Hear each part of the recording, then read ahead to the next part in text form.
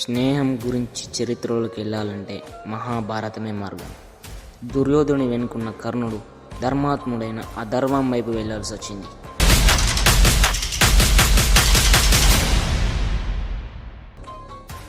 కానీ అర్జును వెనుకున్న కృష్ణుడు వల్ల అధర్మం వైపు వెళ్ళాలన్న ఆలోచనే రాకుండా పోయింది.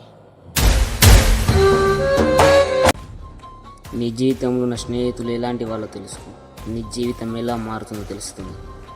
నీ స్నేహితుడు దుర్యోధనుడా లేక శ్రీకృష్ణుడా?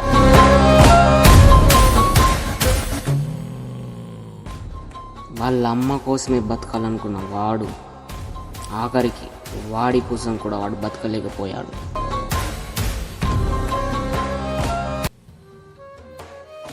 నిప్పుతోనే మొదలైన కథ నిప్పుతోనే ముగిసిందా? అసలేం జరిగింది?